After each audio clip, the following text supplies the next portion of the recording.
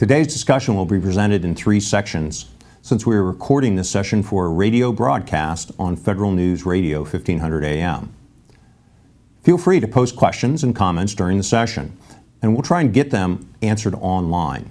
We are particularly pleased to welcome our moderator, Tom Temin, the host of the Federal Drive on Federal News Radio 1500 AM. Let me turn over the reins to Tom to begin today's discussion. Welcome and thanks for joining us. Our guests today are Duncan McCarthy, the Technical Executive at the National Geospatial Intelligence Agency's Innovision Directorate. Mark Elbert is the Director of the Office of Web Management at the Energy Information Administration. And Richard Breakiron, the Senior Director of Cyber Solutions at Vion Corporation. It's great to have you all here today. And why don't we start with the foundational subject of this whole webinar, which is data. And why don't we start with you, Duncan? Give us an idea of the types, sources, amounts of data that the National Geospatial Intelligence Agency, which is really a data agency almost purely, but I don't think people really understand the scope and the depth of it sometimes. Well, we have several different types of data. Of course, there's mission data. There's the data that we collect for what's the actions that are going on in the agency, and then there's external data that we get off the internet. But the primary source of data we have is, of course, what's collected and given to us, our mission data. To put things in perspective, there's about 10 different sets of data, different types of data, broad categories. But one of them in particular is WWAMI, and I like to talk about that one because it gives us gives you a pretty good idea of sort of the largest set of data that we have. In your cell phone, you have a video camera which runs at 1920 by 1080. It's about a 2 megapixel camera. It's in fact probably the camera that's being used to film today, is something like that. In order to solve an intelligence problem where we want to be able to look at all the activities going on in a city and try to track back, well, if a bomb went off someplace, well, where did that car come from? We have developed something called wide area motion imagery along with DARPA. And what we did was we took those cell phone cameras, we took 4,500 of them, and we put them behind a lens. So it gives us a 13.8 gigapixel camera. So we're roughly collecting 4,500 simultaneous adjoined video feeds. That results in about 575 terabytes of data in a 4-hour collect. So that's big data. 575 terabytes, if you collect in the morning and the afternoon, you get a petabyte, several petabytes, and it really winds up large. And how do you keep it from clogging the downlink or the network or the transport? The transport, realistically, there's no way to transport that over the electromagnetic spectrum, so you have to record on whatever airframe you're using and land and begin to move it. When you're talking about moving a petabyte, given most protocols at even gigabit, 10, even 100 gigabit Ethernet, you're not really going to move that across the bottom of the ocean in a realistic amount of time. So you have to have processing capability at the site. So basically you have flying storage arrays. Yes, yeah. You'll have to have a giant flying storage array that can hold half a petabyte. All right. Okay. Interesting. Sure. And so it's transferred directly. Then you might even take the drives out and put them into another frame. There's sometimes there's no bandwidth greater than a station wagon full of hard drives, and that's unless there's one full of golf clubs. All right. At the Energy Information Administration, Mark, tell us about some of the range and types of data there. Right. So EIA is a statistical agency, and it collects through surveys from its from respondents throughout the U.S. We also use administrative data from other agencies, such as Commerce and Customs, and we also generate our own simulations, forecast data. It's different variety. It doesn't, I don't think, come at the speed of Duncan's, but we're moving in that direction. I think this summer we'll start our first hourly survey, so getting the information in the house, processed and onto the web in a way that users can look at and see real-time information about the electricity grid in the U.S. on an hourly survey will be a first for us. And Mark, if you would, just give us a sense of the size and bulk and quantity of the data this all results in. Right. So the microdata, millions, tens of millions of records, and then it's aggregated in statistical output, which is our open data. It's about 1.2 million time series. Those are updated daily. So 1.2 million time series, and each time series is big, right? Right, yeah. So there's multiple points. So each point is aggregation of a whole set of microdata records that each has its own processing behind it.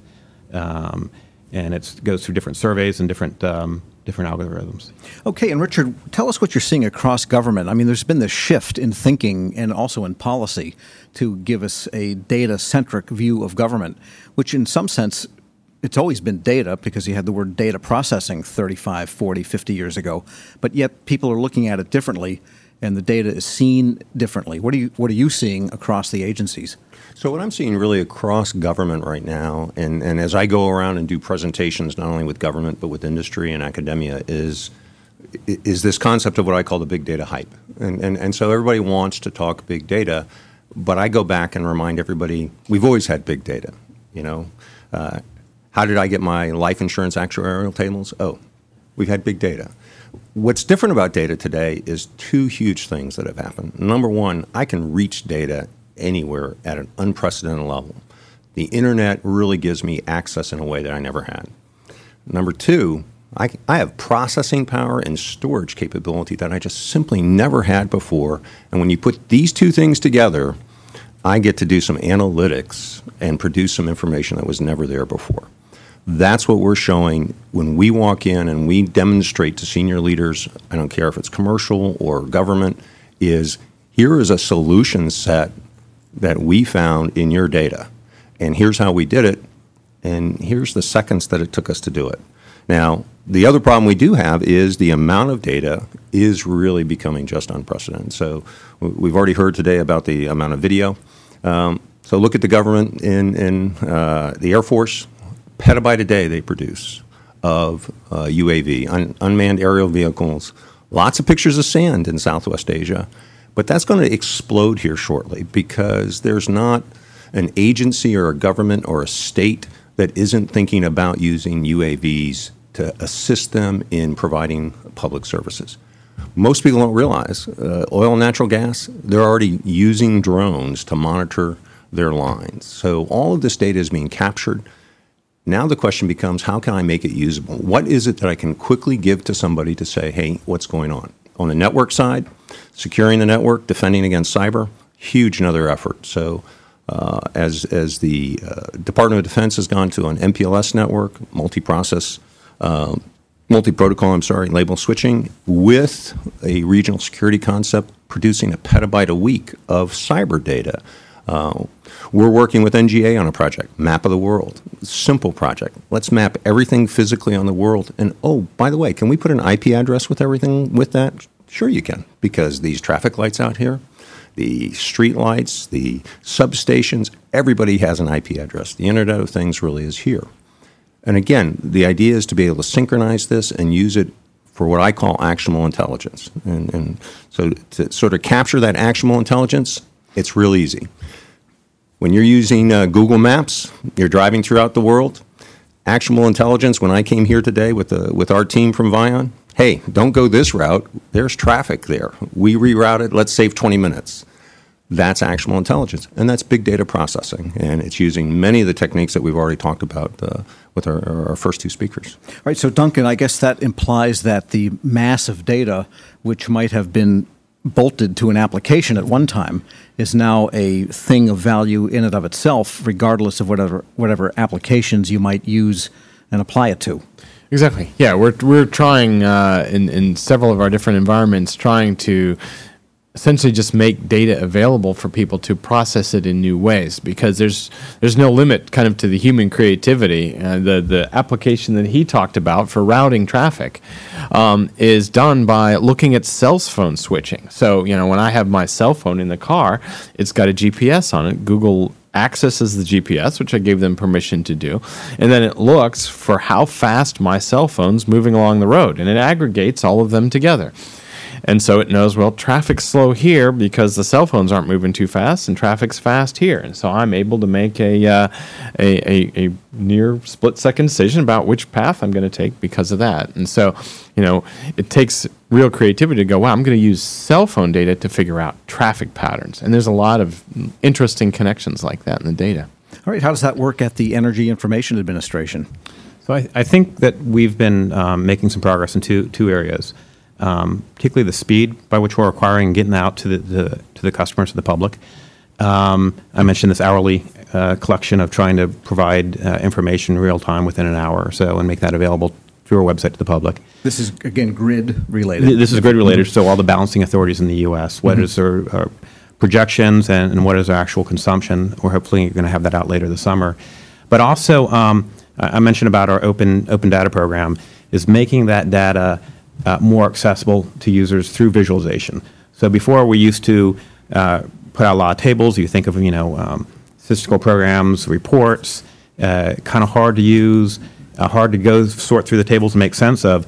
Now we're charting and mapping it. You can ask questions. You can query online. So we're really finding that the online tools that we've been able to apply have made just a major difference in the customer experience and usability of our data. And what about the idea of that data being deployed just by itself for some person that has a great idea for an app that might be able to be powered by that data? So that's our open data program, and we've made some big strides in that last couple of years, trying to move the majority of our data online. In fact, just yesterday we added our international data set.